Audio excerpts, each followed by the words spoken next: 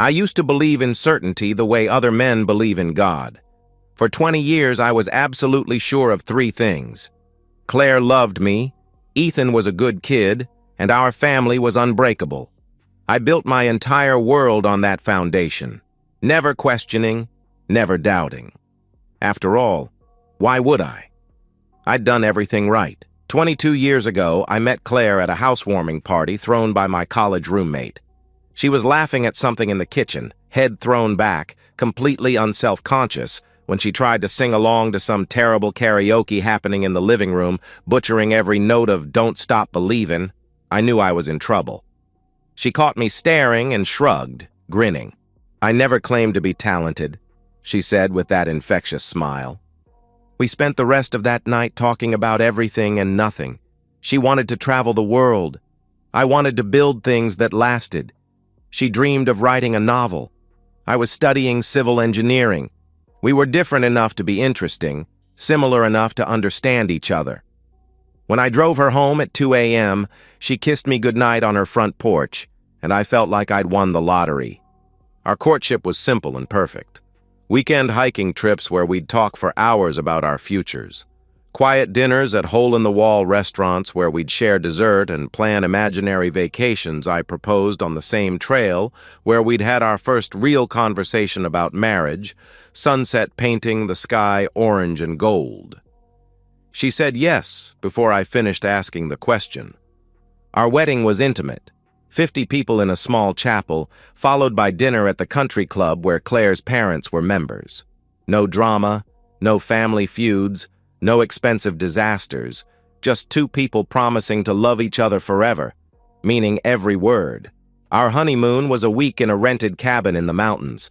No room service, no tourist attractions, just us and a fireplace and the absolute certainty that we'd chosen right. When Ethan was born 3 years into our marriage, everything clicked into place. I remember holding him for the first time. This tiny, perfect person who was half me and half Claire, and feeling like my life had found its true purpose, I became obsessed with providing for them. I worked harder, took on extra projects, climbed steadily from junior engineer to senior engineer to project manager. Every overtime hour, every missed dinner during project deadlines, every sacrifice was worth it because I was building something. Security, stability, a future where my family would never want for anything. Claire stayed home with Ethan, and it was our choice, our partnership. She was a natural mother, patient with his tantrums, creative with his entertainment, fierce in protecting him. She managed our suburban house like a general managing an army, everything organized and comfortable. I provided. She nurtured. It worked. 17 years later, our life had settled into something I thought was unshakable. Ethan was now 16, a good kid, not perfect, but solid. He played basketball, got decent grades, had friends who weren't criminals or drug addicts.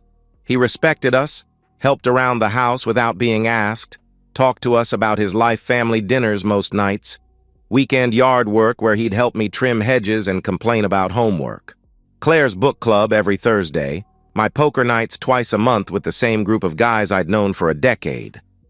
Nothing extraordinary, but that was the point. We were stable, reliable, safe. The American dream in suburban form, a 4-bedroom colonial with a 2-car garage and a mortgage that was almost paid off. Just last Tuesday, we'd sat around the dinner table, all three of us, and everything felt perfectly normal. Ethan was talking about an upcoming basketball game, excited about playing a rival school. Claire was laughing at one of my stories about a miscommunication with a contractor who'd somehow managed to order twice as much concrete as we needed. I watched them both, my wife of 20 years, my 16-year-old son, and felt that deep satisfaction that comes from knowing you've built something good. I never looked too closely at the details. Why would I? Claire seemed happy. She had her routines, her friends, her interests. If she was quieter sometimes, if she seemed distracted occasionally, I chalked it up to normal life stress. Everyone goes through phases. But there were things. Small things I'd dismissed because they didn't fit the story I was telling myself about our marriage. Claire's phone was always face down now, and she'd developed a habit of taking it with her to the bathroom. She'd bought new workout clothes, expensive ones from brands I didn't recognize. There was a sudden intensity to her attention to her appearance that seemed different from her usual care about how she looked. I told myself she was feeling good about herself, wanting to stay attractive and healthy. What husband complains about his wife wanting to look her best? I never suspected, never even considered the possibility that the foundation I'd spent 20 years building was already cracked. Wednesday started like any other day. I kissed Claire goodbye, reminded Ethan about his game on Friday, drove to work expecting another routine evening. I had no idea my son would walk through the door that afternoon with information that would detonate my entire world. I thought 20 years of loyalty earned me the same in return. I was about to learn how little my sacrifices meant. Wednesday should have been routine. The municipal infrastructure project I'd been overseeing for 3 months wrapped up ahead of schedule, rare in civil engineering, where delays are more common than completed work. My supervisor sent the whole team home at 2 p.m. with genuine congratulations. I actually felt optimistic driving home, thinking about maybe tackling the gutters I'd been putting off, or just enjoying a quiet afternoon in my own house. I pulled into our driveway at 2:45 p.m., noting Claire's car was gone. Probably shopping, book club preparation, maybe meeting a friend for coffee, normal things. I changed clothes, made myself a sandwich, turned on the news. Comfortable solitude. Ethan walked in at 3:30, and I immediately knew something was wrong. My son's face was troubled in a way I'd rarely seen. Shoulders tense, the easy confidence he'd inherited from Claire completely absent. He dropped his backpack like it weighed 100 pounds and stood in the kitchen doorway, staring at me. "How was school?" I asked. He hesitated. Ethan never hesitates. He's always been direct, honest, quick to share his thoughts. But now he stood there looking like he was carrying something too heavy to lift. "Dad," he said finally, voice careful. "I saw her." "Saw who?" I replied, though something in his tone already made my stomach clench. "Mom. I saw Mom," he answered. The words came out slowly, reluctantly, like he was performing surgery on himself. Ethan explained he'd been cutting through Riverside Park on his way home, a shortcut he'd taken hundreds of times. He'd spotted Claire near the duck pond, standing close to a man I didn't recognize. Not just talking close, too close. "I watched them," Ethan said, and I could see how much he hated having to tell me this. "They kissed. Like, really kissed. And she put her hand on his chest, and they were looking at each other like what?" I pressed, though I dreaded the answer. "Like how you and Mom used to look at each other," he finished quietly. My first instinct was pure denial. Ethan was 16. He was seeing things wrong, misinterpreting innocent friendship, maybe confusing Claire with someone else. There had to be an explanation. 20 years of marriage doesn't just evaporate because your teenage son thinks he saw something in a park. "Ethan, are you absolutely sure it was—" "I took a picture," he interrupted. The words hit me like cold water. Ethan pulled out his phone, hands shaking slightly, and showed me a photo that made my blood stop moving, blurry but unmistakable. Claire in her new blue jacket, standing intimately close to a tall man in an expensive coat. Their faces were turned toward each other, bodies angled in a way that spoke of familiarity, comfort, routine. "I wrote down his license plate," Ethan continued, voice getting smaller. "I looked it up online. Isaac Kane. He's some kind of real estate developer divorced twice. I found his business website and some news articles about him buying properties downtown." I stared at my son, this boy who'd somehow become a detective in the space of an afternoon, and felt something fundamental shift in my chest. The careful structure of our life, the certainty I'd wrapped around myself like armor, started cracking. "Ethan," I said carefully, "where exactly did you see them?" "By the duck pond." "But Dad, that's not all. I watched them get into his car, a black SUV. They drove away together," he explained. The room felt like it was tilting. I pulled out my phone and called Claire, forcing my voice to sound normal, casual. She answered on the third ring, sounding bright and cheerful. "Hi, honey. What's up?" she said with that familiar warmth. "Just wondering how your day is going." "What are you up to?" I asked, watching Ethan's face. "Oh, just shopping. You know how it is. I'll be home soon. Love you," she replied brightly. Every word felt like sandpaper against my soul because I could hear it now. The artificial brightness, the performance. How long had she been performing for me? When I hung up, Ethan was watching my face carefully. "You don't believe her either," he said. "Show me that license plate number again," I requested. Ethan rattled off the digits he'd memorized. I pulled up our family's Find My Device account on my phone, something we'd set up years ago for safety, so we could locate each other in emergencies. Claire's location appeared on the map, and my world collapsed completely. The Grand Regency Hotel, downtown, expensive. The kind of place where people go when they want privacy, when they don't want to be seen, when they're doing things they can't do at home. "Dad?" Ethan's voice seemed to come from very far away. I stood up, jaw clenched, decision crystallizing in my mind like ice. "Get in the car," I ordered. "Where are we going?" he asked. "To get proof she can't deny," I answered grimly. Ethan looked at me with something between relief and terror. I think he'd been carrying this weight alone, not knowing if he should tell me, hoping maybe he was wrong. Now he knew he wasn't wrong, and he could see in my face that everything was about to change. "I'm sorry, Dad," he said, voice cracking. "I'm sorry I had to be the one to tell you." I pulled him into a hug, felt how much taller he'd gotten, how much stronger. "This isn't your fault," I told him firmly. "You did the right thing. You saved me from living a lie." But inside, questions were assaulting me like physical blows. How long had this been going on?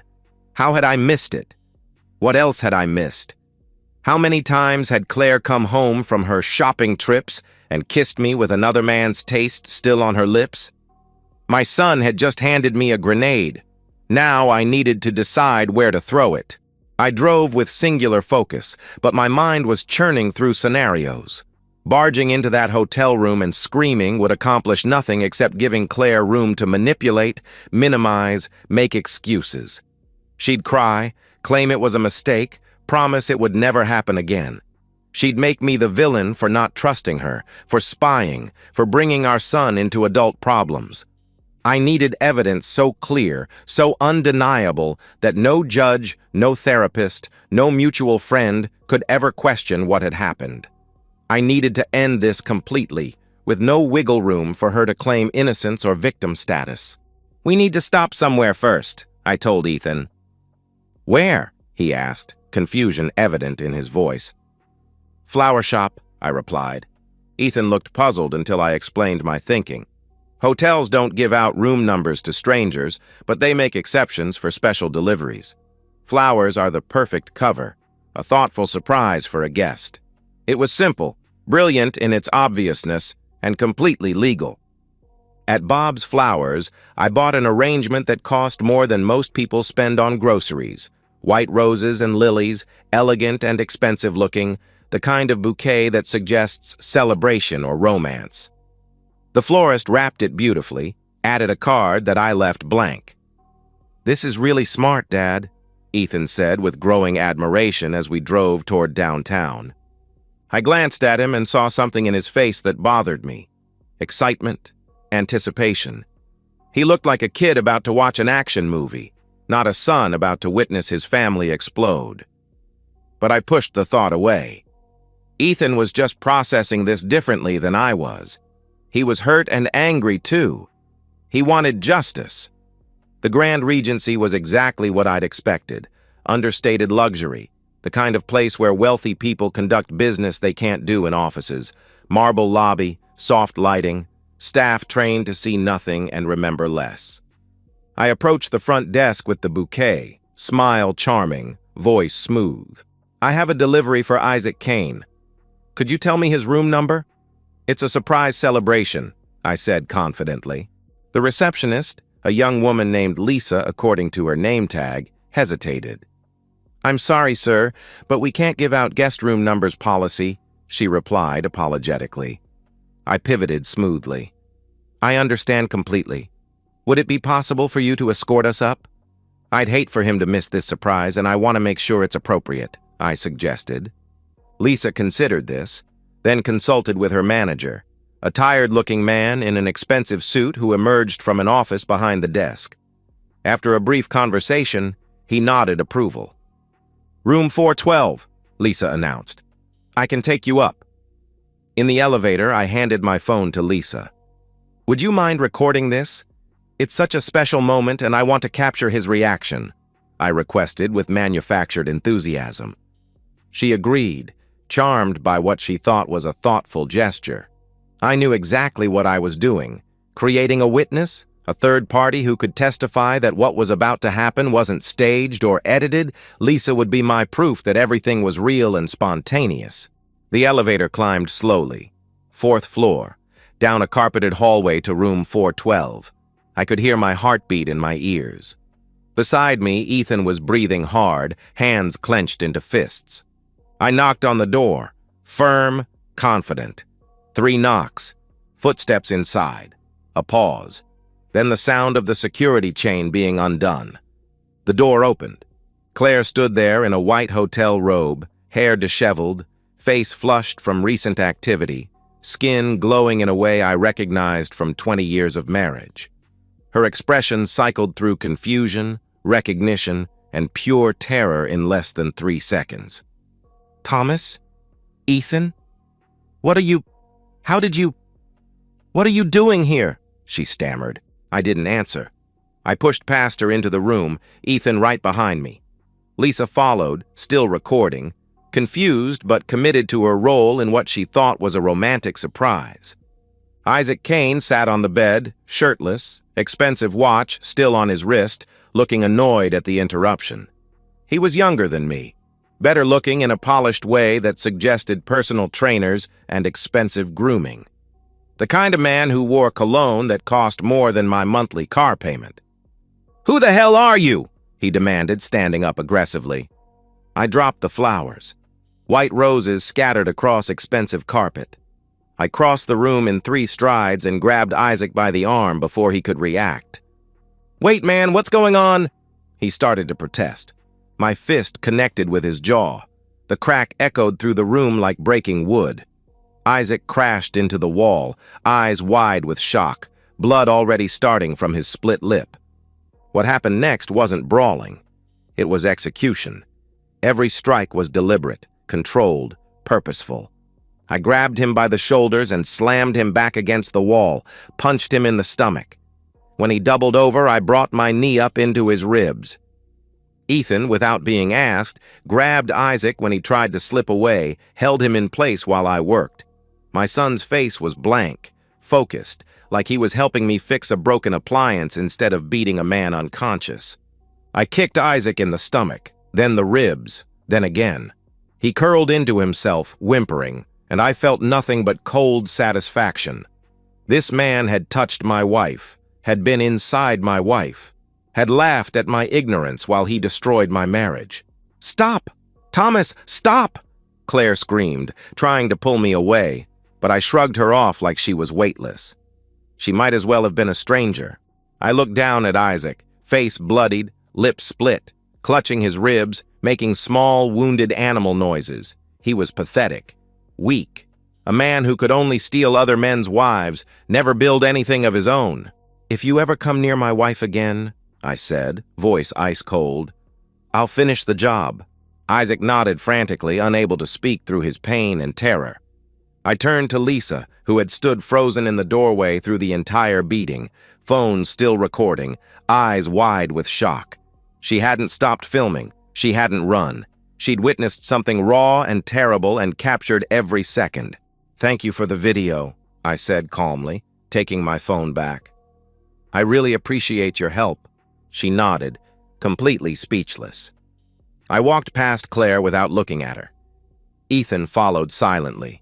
Behind us, Claire collapsed beside Isaac, sobbing, begging me to wait, to talk, to let her explain. But I didn't look back.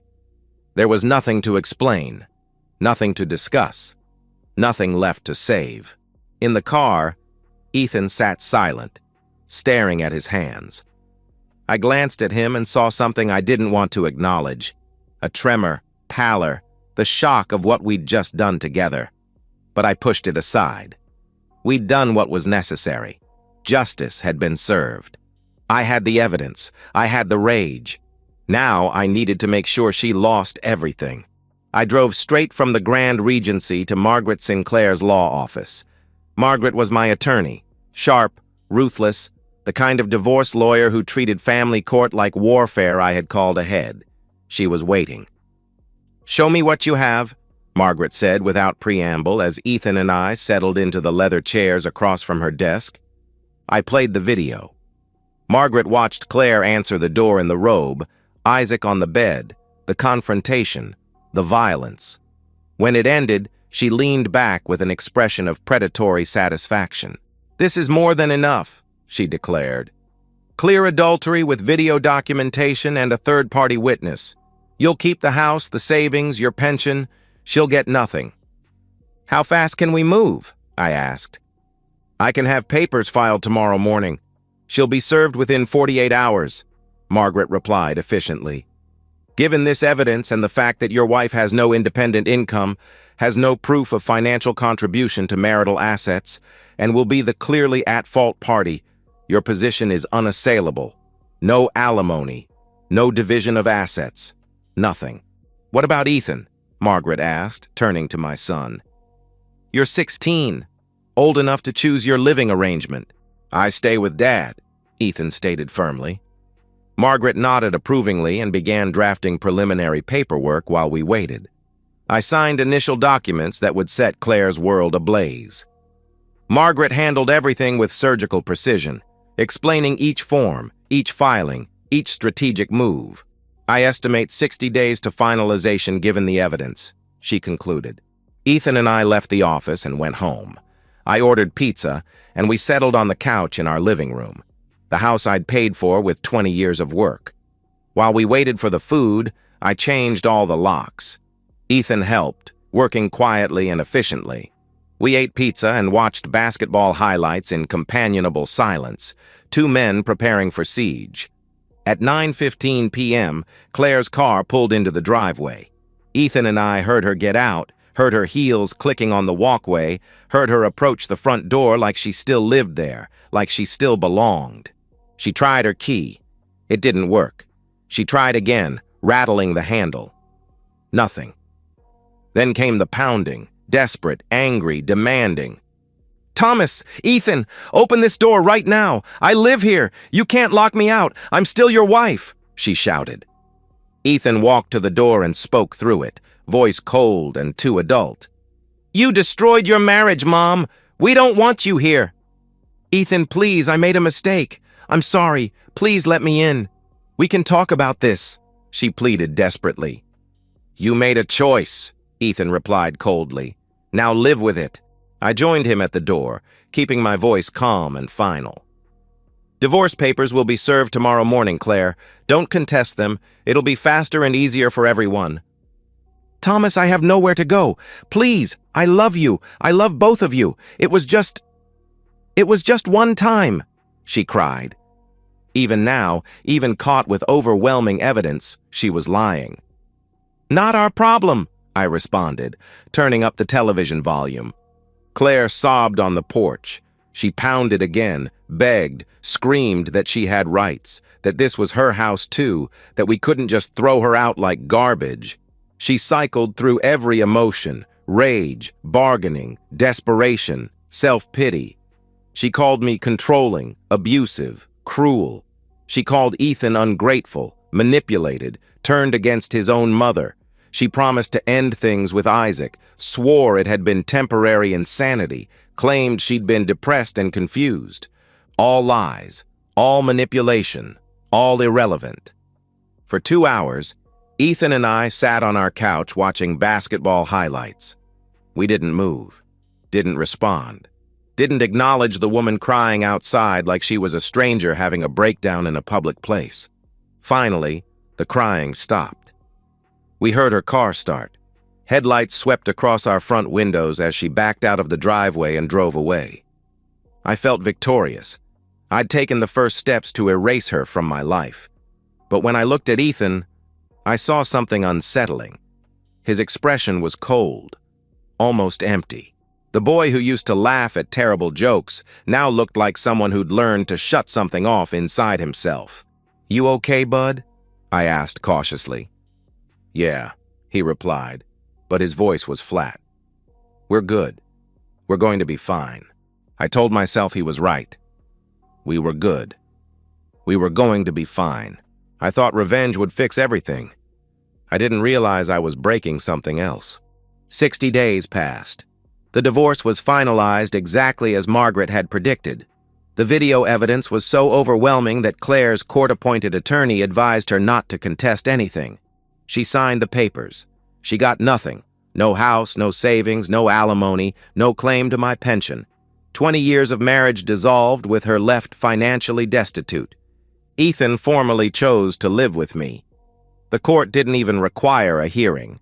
Ethan was 16, articulate, and his reasons were documented. He told the judge he didn't want contact with his mother. The judge granted it. The scandal spread through our suburban community like wildfire. Someone from the Grand Regency, maybe Lisa, maybe another employee, talked. Soon everyone knew. Claire Bennett was caught at the luxury hotel with Isaac Kane. The video didn't circulate publicly, but the story did. At the grocery store, people whispered and pointed. At church, conversations stopped when Claire appeared. She tried to attend one of Ethan's basketball games. Parents turned their backs. Isaac Kane left town within 3 weeks. His business partners distanced themselves, his clients heard rumors, and his reputation, already damaged from 2 divorces, completely imploded. He relocated to Arizona, presumably to start over where nobody knew his name. Claire, desperate and alone, followed him there. She had nowhere else to go. No job. 18 years as a homemaker had left her with no marketable skills, no money. The divorce had cleaned out her access to everything. No friends. The social destruction had been total. She tracked Isaac down in Phoenix, begged him to let her stay. He refused. He wanted nothing to do with the woman who'd brought him a beating and public humiliation. Claire ended up in a cheap apartment, working retail at a big box store, earning minimum wage, completely alone. I heard this through mutual acquaintances. I felt satisfaction. She'd made her choice. Now she was living with the consequences. But the satisfaction was thinner than expected, because Ethan wasn't okay. I watched my son over those 60 days and saw disturbing changes. Ethan had nightmares. I heard him wake up gasping. He stopped hanging out with friends. His grades slipped from B's to C's. He quit the basketball team, claiming he'd lost interest, but I suspected it was because he couldn't handle the attention, the whispers, everyone knowing what his mother did and what he'd helped me do. One night I found him sitting in the dark in our living room, staring at nothing. "You okay, bud?" I asked gently. "I held him down," Ethan said quietly. "While you beat him, I helped you hurt him." I sat beside him. "He deserved it," I replied firmly. "Maybe," Ethan answered, voice hollow. "But I keep seeing his face. I keep hearing Mom crying on the porch. I know she's wrong. I know she destroyed everything, but I keep thinking, I'm 16. I should be worried about basketball and homework, not divorce court and revenge." I didn't know what to say. I told him he'd done the right thing, that exposing the truth was brave, that Claire had brought this on herself. Ethan nodded but didn't look convinced. Ethan started seeing the school counselor.